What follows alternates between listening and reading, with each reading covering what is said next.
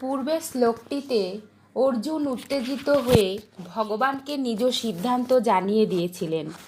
এখন ভগবদ্বাণীর প্রভাবে অর্জুন তার এবং ভগবানের সিদ্ধান্তগুলি বিচার করে বলছেন যে গুরু ন হত্বা হি মহানুভাবান শ্রেয় ভোক্তুম ভিক্ষম পিহলোকে হত্যার্ত কামাস্ত গুরুনি হইব ভুঞ্জীয় ভোগান রুধির প্রদিগ্ধান। 5 নম্বর শ্লোকের বাংলা: মহানুভব গুরুজন দিগকে বধ করা অপেক্ষা ইহলোকে ভিক্ষান্ন গ্রহণই আমি শ্রেষ্ঠ বলে মনে করি, কারণ গুরুজনদের বধ করে শোণিত সিক্ত এই ধনসম্পদ এবং রাজ্যই তো ভোগ করতে হবে। ব্যাখ্যা: এই শ্লোকটিতে মনে হয় যে দ্বিতীয় তৃতীয় শ্লোকে ভগবানের বলা বাণীগুলি এবার অর্জুনের উপর প্রভাব ফেলেছে। অর্জুনের মধ্যে এখন এই চিন্তা আসছে যে ভীষ্ম, দ্রোণ ইত্যাদি গুরুজনদের মারা উচিত নয় জেনেও ভগবান কোনো সন্দেহ না রেখে আমাকে যুদ্ধ করতে নির্দেশ দিচ্ছেন। তবে আমার হয়তো কোথাও বোঝার ভুল হয়েছে। তাই অর্জুন আগের মতো উত্তেজিত না হয়ে বরং কিছু নরম সুরে বলছেন। অর্জুন এখন আত্মপক্ষ সমর্থন করে বলছেন যে আমি যদি ভীষ্ম, দ্রোণ প্রমুখ গুরুজনদের সঙ্গে যুদ্ধ না করি তাহলে দুর্যোধনও একা আমার সঙ্গে যুদ্ধ করবে না। যুদ্ধ না হলে আমার রাজ্য লাভ হবে না, যার ফলে আমাকে দুঃখ পেতে হবে। আমার পক্ষে জীবন নির্বাহ করা অত্যন্ত কঠিন হয়ে পড়বে। এমনকি ক্ষত্রিয়দের পক্ষে নিষিদ্ধ যে ভিক্ষাবৃত্তি জীবন নির্বাহের জন্য তাই অবলম্বন করতে হতে পারে। কিন্তু গুরুজন দিগকে বধের অপেক্ষা আমি সেই কষ্টদায়ক ভিক্ষাবৃত্তি অবলম্বন করাও শ্রেষ্ঠ বলে মনে করি।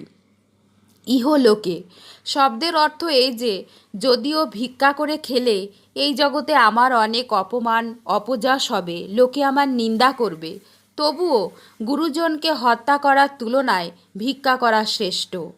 ওপি বলার অর্থ এই যে আমার পক্ষে গুরুজনকে হত্যা করাও নিষিদ্ধ এবং ভিক্ষা করাও নিষিদ্ধ, কিন্তু এই দুটির মধ্যে গুরুজনকে হত্যা করা আমার কাছে অধিকতর নিষিদ্ধ বলে মনে হয়। অর্জুন এবার ভগবত বাণীর দিকে নজর রেখে বলছেন যে যদি আমি আপনার নির্দেশ অনুসারে যুদ্ধ করি তাহলে যুদ্ধে গুরুজনদের হত্যার পরিণামে আমি তাদের শোণিত সিক্ত ধনসম্পত্তিই তো ভোগ করব। শোণিত সিক্ত শব্দের অর্থ হলো শোণিত মানে রক্ত, সিক্ত মানে ভেজা, মানে রক্তে ভেজা, মানে গুরুজনদের যদি আমি হত্যা করি তাহলে তাদের রক্ত দিয়ে রক্তের বিনিময়ে যে আমি ধনসম্পত্তি ভোগ করব সেই কথাই বলা হচ্ছে এখানে।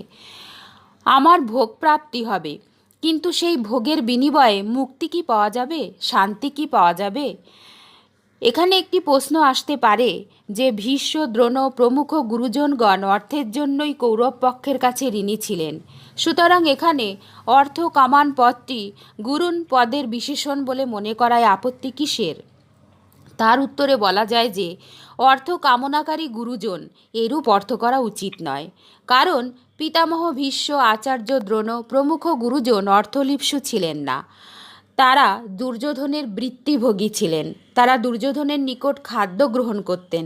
তাই যুদ্ধের সময় দুর্যোধনের সঙ্গ পরিত্যাগ করা কর্তব্য নয় ভেবেই তারা কৌরব পক্ষে যোগদান করেছিলেন। অপরপক্ষে অর্জুন, ভীষ্ম, দ্রোণ প্রমুখের জন্য মহানুভাবান পদের প্রয়োগ করেছেন। সুতরাং ওইরূপ শ্রেষ্ঠ ভাবসম্পন্ন ব্যক্তিদের অর্থের কামনা সম্পন্ন বলা কি করে সম্ভব? তাৎপর্য হচ্ছে এই যে যারা মহানুভব ব্যক্তি তারা অর্থলিপ্সু হতে পারেন না, এবং যারা অর্থলিপ্সু তারা মহানুভব হতে পারে না। অর্থলিপ্সু মানে অর্থের লোভ। সুতরাং এখানে অর্থকামান পদটি ভোগান পদের বিশেষণ হওয়াই সম্ভব। বিশেষ কথা, ভগবান দ্বিতীয় তৃতীয় শ্লোকে অর্জুনের কল্যাণের জন্যই তাকে কাপুরুষতা ত্যাগ করে যুদ্ধের জন্য প্রস্তুত হতে নির্দেশ দিলেন, কিন্তু অর্জুন তার বিপরীতে এই অর্থ গ্রহণ করেন যে ভগবান রাজ্যভোগ করার দিকে দৃষ্টি রেখেই যুদ্ধের নির্দেশ দিচ্ছেন। মানে এখানে এই যে রাজ্যভোগ করার দিকে দৃষ্টি দিচ্ছেন, এখানে একটি কথা রয়েছে কি না, শুধুমাত্র জাগতিক দৃষ্টি রাখে যেসব ব্যক্তি তারা কল্যাণের কথা ভাবতে পারে না। যতক্ষণ জগতের দিকে দৃষ্টি থাকে ততক্ষণ আধ্যাত্মিক স্ফুরণ হয় না। এখানে অর্জুনের দৃষ্টি প্রধানত ছিল শরীরাদি জাগতিক পদার্থের দিকে। তিনি স্বজন মোহে আবদ্ধ হয়ে ধর্মকেও জাগতিক দৃষ্টিতে দেখেছিলেন। জাগতিক দৃষ্টির জন্য অতি বিশেষ আধ্যাত্মিক দিকে অর্জুনের লক্ষ্য নেই, অর্থাৎ তার লক্ষ্য ভৌতিক ক্ষেত্রে সীমাবদ্ধ ছিল এবং তিনি স্বজন সম্বন্ধীয় মোহ মমতায় ভাসমান ছিলেন। তাই তিনি মনে করলেন যে ভগবান তাকে যুদ্ধে প্রবৃত্ত করে রাজ্য লাভ করাতে চান। আসলে ভগবান তার কল্যাণের দৃষ্টিতে একথা বলেছিলেন। অর্জুন প্রথমে যুদ্ধ না করার পক্ষে ছিলেন, যার জন্য তিনি ধনুর্বাণ ত্যাগ করে শোকাবিষ্ট হয়ে রথের মধ্যে বসে পড়েছিলেন। ভগবানের কথাতেই তিনি যুদ্ধ করার জন্য রাজি হন। এর তাৎপর্য এই যে অর্জুনের মনোভাব ছিল এই যে আমরা জানি ধর্ম কী, কিন্তু দুর্যোধনেরা ধর্ম সম্বন্ধে কিছু জানে না। সেই জন্যই তারা ধনসম্পদ এবং রাজ্যাদির লোভে যুদ্ধ করতে উদ্যত হয়েছে। এখন সেই কথা অর্জুন নিজের প্রসঙ্গেও বলছেন যে যদি আমিও আপনার নির্দেশ অনুসারে যুদ্ধ করি তাহলে পরিণামে গুরুজনদের রক্তে সিক্ত ধনসম্পদ ও রাজ্যই তো প্রাপ্ত হব। এই রূপে অর্জুনের যুদ্ধ করা শুধু মন্দ দিকগুলোই নজরে আসছিল। মন্দ বিষয় যদি মন্দ রূপে আসে তাহলে তা দূর করা সহজ হয়, কিন্তু যে মন্দ বিষয় সুন্দরের ছদ্মবেশে আসে তাকে দূর করা বড় কঠিন হয়। যেমন সীতার কাছে রাবণ এবং হনুমানের কাছে কালনেমি রাক্ষস এলে তাদের সীতা এবং হনুমান কেউই চিনতে পারেননি, কারণ তারা দুজনেই সাধু বেশে ছিল। অর্জুনের বিচারে এক্ষণে যুদ্ধরূপ কর্তব্য করা খারাপ এবং যুদ্ধ না করা ভালো, অর্থাৎ অর্জুনের মনে ধর্মরূপ ভালোর পোশাকে কর্তব্য ত্যাগরূপ মন্দভাব এসেছিল।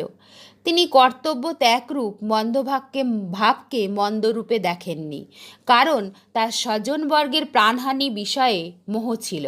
সেই জন্য এই মন্দভাব দূর করতে ভগবানকে অত্যন্ত জোর দিতে হয়েছিল এবং এতে অনেক সময়ও লেগেছিল।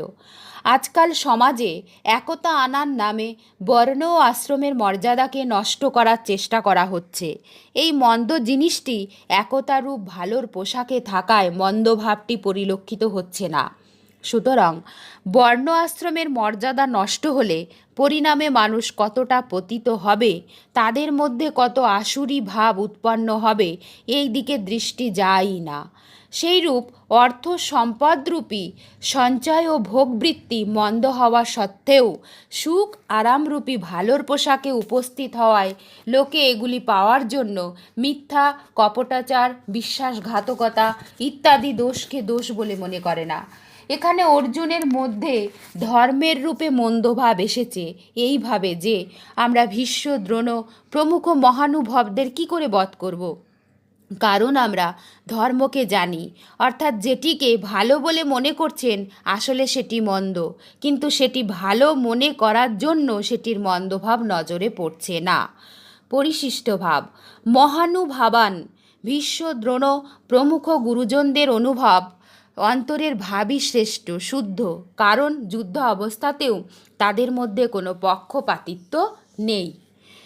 স্বামীজির এই ব্যাখ্যা থেকে আমরা একটা জিনিস যেটা বুঝতে পাচ্ছি সেটা হচ্ছে অর্জুনের আগের শ্লোক পর্যন্তও মনের মধ্যে যত প্রশ্ন তিনি করে ফেলছেন এবং এখানে তিনি খানিকটা নরম হয়েছেন এবং সেখানে তার মনের মধ্যে একটা জিনিস এসেছে যে এই যে আমি গুরুজনদের হত্যা করব, এদের হত্যা করে তাদের রক্তে সিক্ত হয়ে মানে রক্ত ভেজা হয়ে যে ধনসম্পত্তি হবে পাবো, ভোগ করব, এর বিনিময়ে কি মুক্তি পাওয়া যাবে, শান্তি কি পাওয়া যাবে?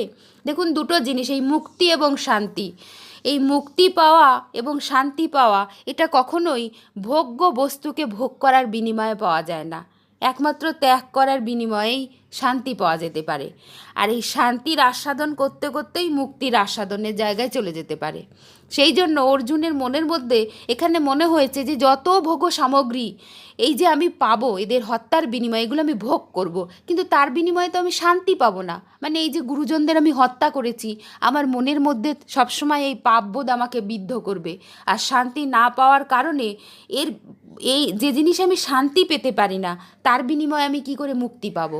এই যে এই ঘটনা থেকেও তো আমার মুক্তি ঘটবে না, সেটা আমার পিছন পিছন সব সময় ঘটতে থাকবে। আমরাও দেখুন বাস্তব জীবনে এই ঘটনাই করতে থাকি। আমরা সুখ আরাম এগুলোর পিছনে ছুটতে গিয়ে অনেক সময় মিথ্যা কথা বলা, কপট আচরণ করা, লোকের সঙ্গে বিশ্বাসঘাতকতা এগুলোও আমরা করে ফেলি। কিন্তু কখনো ভাবি না এগুলোর বিনিময়ে যা পাওয়া যাবে তা কি আমাকে শান্তি এনে দিতে পারবে, তা কি আমাকে মুক্তি এনে দিতে পারে, তা কি আমাকে মোক্ষের দোরগোড়ায় নিয়ে যেতে পারে। আমরা যদি নিজেকে প্রশ্ন করি তাহলে দেখতে পাবো এগুলো কোনোটাই পারে না। সুতরাং এই সাংসারিক যে ভোগবুদ্ধি, এই সাংসারিক ভোগবুদ্ধি সার্বিকভাবে ত্যাগ করাই সবথেকে ভালো জিনিস। এরপরে আমরা পরের শ্লোকে চলে যাব।